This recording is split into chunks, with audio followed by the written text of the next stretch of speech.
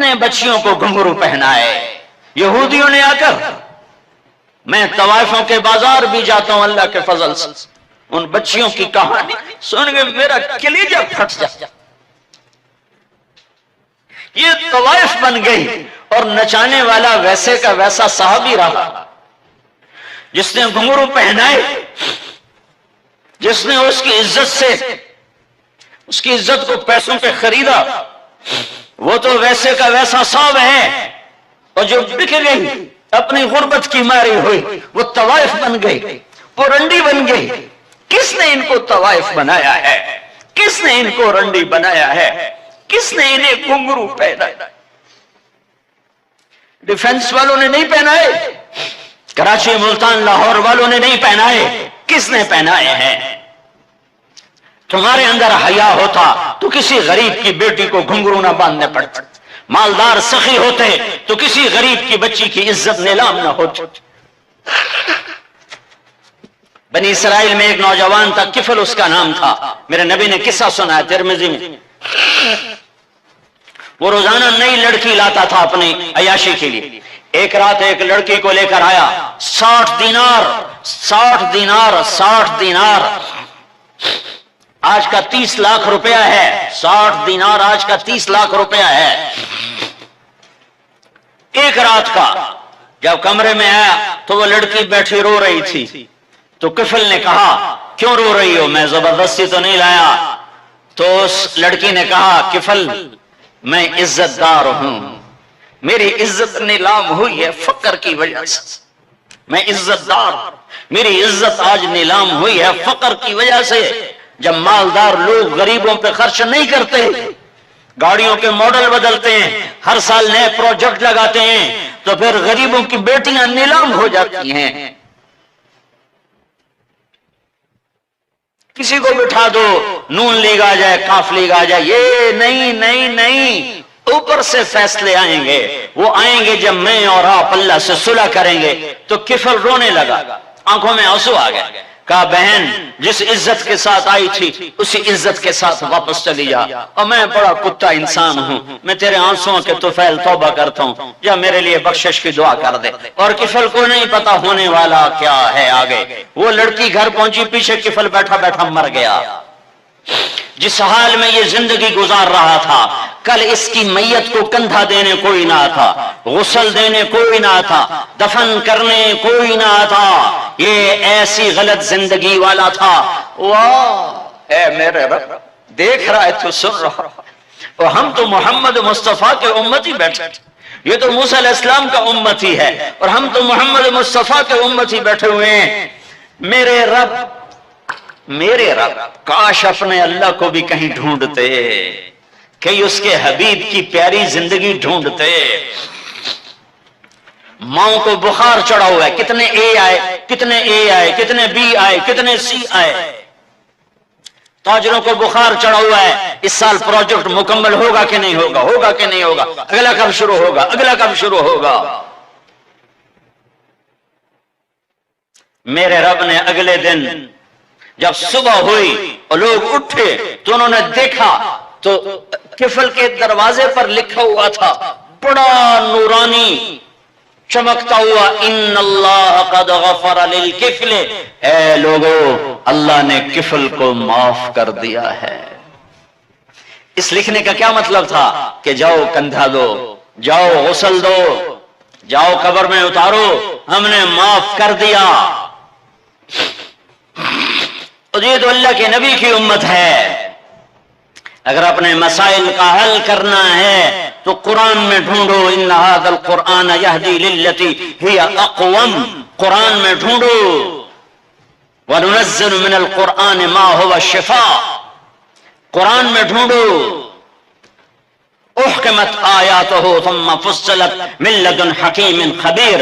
قرآن میں ڈھونڈو، وتمت کلمت ربک صدقا وعدلا لا مبدل لکلماتہ. قرآن میں ڈھونڈو، انہ لقول الفصل وما هو بالہزل. یہ میرے رب کا کلام ہے، پیغام ہے. آؤ اپنا ہاتھ چھڑا کر اللہ کے حبیب کے ہاتھوں میں دے دو. میرے رب نے اعلان کیا، یا سود چھوڑ دو یا میں اور میرا رسول تمہارے خلاف اعلان جنگ کریں گے.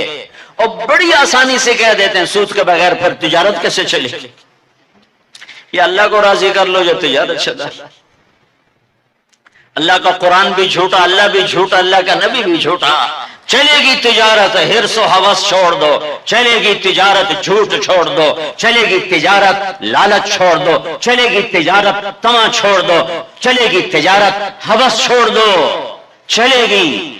اللہ سچا یا میں سچا، میرا نبی سچا یا میں سچا؟ 100 میں 100 افسر رشوت لیتا ہو، جب ہر طاقتور ظالم ہو، جہاں کا غریب بھی ظالم ہو، جہاں ہر مرد عورت جھوٹ بولے، جہاں ہر آدمی داؤ لگے تو دھوکہ دینے سے باز نہ آئے، ریڑھی والا بھی دھوکہ دینے سے باز نہیں آتا۔ ہمارا مزدور دھوکے باز ہے کہ 8 گھنٹے کا کام 48 گھنٹے میں کرتا ہے، ہمارا مستری دھوکے باز ہے، 1 ہفتے کا کام 1 مہینے میں کرتا ہے۔ میں کہاں اور کیا کیا دکھاؤں۔ فیصل آباد فجر کی نماز پڑھ کے نکلا سیر کرنے، واپس آیا تو ایک ریڑھی والا نظر آیا دور سے، سفید پگڑی سفید داڑھی۔ ریڑھی والے عام طور پر ایسے نہیں ہوتے، دنیا کے بھی غریب ہوتے ہیں، دین کے بھی غریب ہوتے ہیں۔ تو مجھے بڑے پیارے لگے وہ بزرگ، تو میں جب ان کے قریب سے گزرا تو میں نے ان کو ایک دفعہ پھر یوں دیکھا، تو میں نے دیکھا ویسے رو رہے تھے خاموش آنسوؤں کے ساتھ، اور ان کا ایک ہاتھ تھا ریڑھی کے اوپر اور ایک ہاتھ تھا پیٹی کے اوپر، اور ایسے آنسو گر رہے تھے ایسے۔ میں کھڑا ہو گیا، میں نے کہا بزرگوں خیریت ہے، کیوں رو رہے ہیں؟ تو کچھ بولی نہیں، کھول کر کچھ بولے نہیں، پیٹی میرے آگے ایسے الٹا دی، ساری ریڑھی پر سیب بکھر گئے۔ جو پہلی لیئر تھی وہ ستھرے سیب تھے، نیچے سارے گلے ہوئے سیب تھے۔ یہ کسی طاقتور نے دھوکہ نہیں دیا، یہ ایک مزدور نے دھوکہ دیا ہے، ایک باغ خریدنے والے نے دھوکہ دیا ہے، جنہیں 1,00,000 2 لاکھ میں سیب کا باغ خریدا ہوگا اور اس نے اپنے گندے بھی نکالے ہوں گے۔ آئے ہائے ہائے، وہ کہنے لگے بیٹا میں بہت غریب ہوں۔ یہ جو انہوں نے بہت پہ زور دیا، یہ آج بھی جب میں یہ قصہ سناتا ہوں میرا زخم ایسے تازہ ہو جاتا ہے کہ لگتا ہے وہ بہت کا لفظ پھر خنجر کی طرح میرے دل میں اتر گیا۔ بیٹا میں بہت غریب ہوں، میں صبح سویرے منڈی جاتا ہوں، ایک پیٹی لاتا ہوں موسم کے پھل کی، عصر تک وہ بک جاتی، پھر میں اپنے بچوں کے لیے تازہ آٹا لے کے، آج کسی میرے بچوں کی روٹی مجھ سے چھین لی۔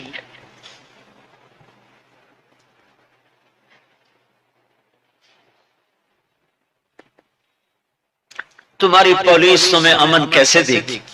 تمہاری فوج تمہیں امن کیسے دے گی؟ جب میں نے تم نے سب نے اللہ اس کے رسول سے بغاوت کا جھنڈا اٹھایا، ان سب بڑے تاجروں نے بینکوں کو آباد کیا ہوا ہے، ان کا رونا کیا روں؟ چھوٹے چھوٹے لوگوں نے بھی سیونگ اکاؤنٹ میں پیسے رکھے ہوئے کہ ہمارے پیسے بڑھ رہے ہیں۔ کیوں نہیں خیال آتا کہ ہم نے اللہ کے ساتھ اور اس کے رسول کے ساتھ جنگ کی ہوئی؟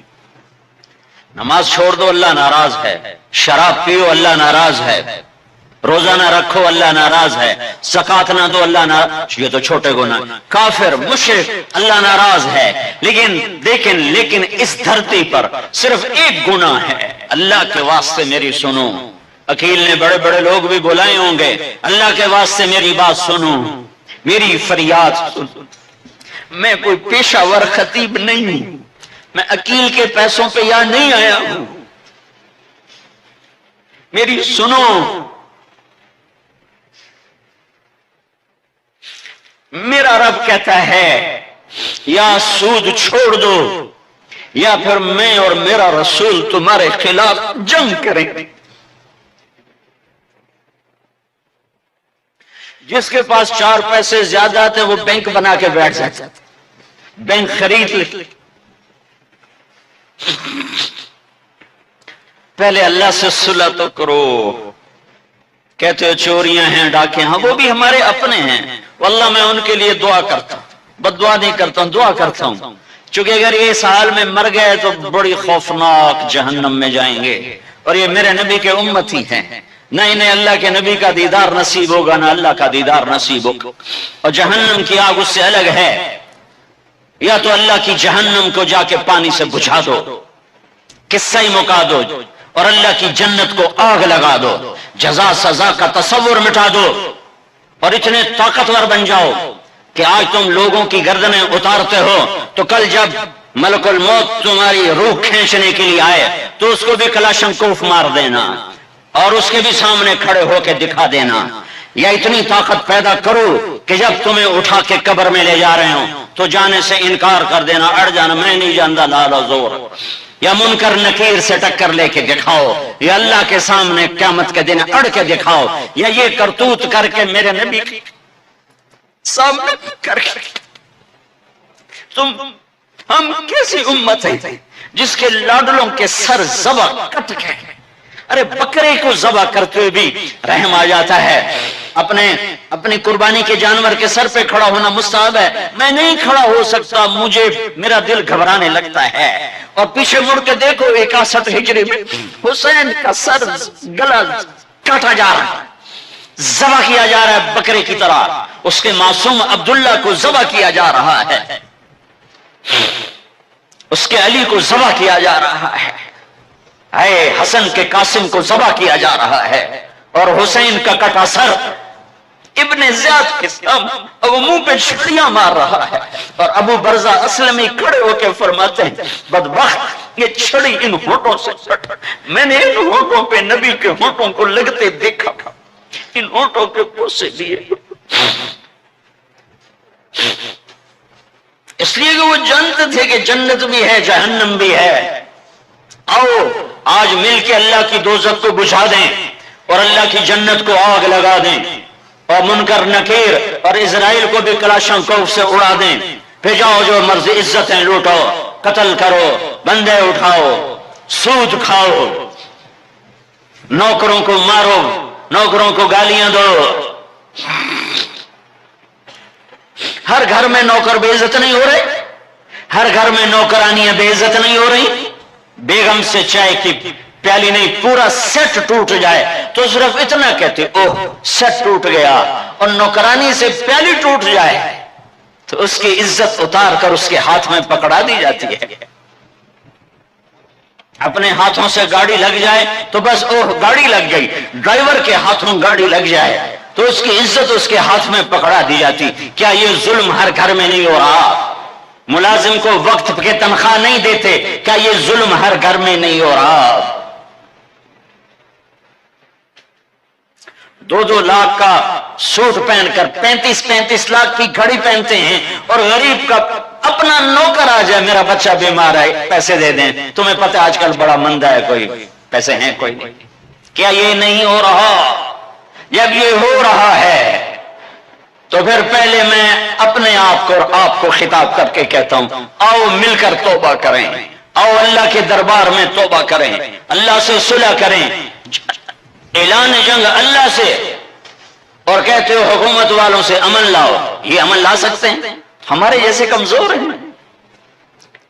پولیس امن لا سکتی؟ سارے پاکستان کی پولیس 6-7 لاکھ 8 لاکھ 10 لاکھ، سارے پاکستان کی فوج 7-8 لاکھ، یہ کیا کر سکتے ہیں؟ ہاں اسے بلاؤ جو سوتا نہیں، اسے بلاؤ جو اونگتا نہیں، اسے بلاؤ جو ڈرتا نہیں، اسے بلاؤ جو دبتا نہیں، اسے بلاؤ جو گھبراتا نہیں، اسے بلاؤ جس کے لشکر کی حد نہیں، جس کی ذات کی حد نہیں، جس کی طاقت کی حد نہیں، جس کے خزانوں کی حد نہیں، جس کی قوت کی حد نہیں، جس کے ملک کی حد نہیں، جس کی شاہی کی حد نہیں، جس کی کبریائی کی حد نہیں، جس کی عظمت کی حد نہیں، جس کی ہیبت کی حد نہیں، جس کے لشکروں کی حد نہیں، جس کی جاہ و جلال کو زوال نہیں، جس کی ذات کو موت نہیں، جس کی ذات کو حاجت حاجت ضرورت نہیں. وہ کون ہے؟ وہ کون ہے؟ وہ اللہ ہے. وہ کون ہے؟ وہ رحمان ہے. وہ کون ہے؟ وہ رحیم ہے. وہ کون ہے؟ وہ الملک القدوس ہے. وہ کون ہے؟ وہ السلام المؤمن المؤمن ہے. وہ کون ہے؟ وہ العزیز الجبار المتکبر. وہ کون ہے؟ وہ ہے جو تمہاری شارخ سے زیادہ قریب ہے، اور اسی کو ہم ننگے ہوئے کھڑے ہیں.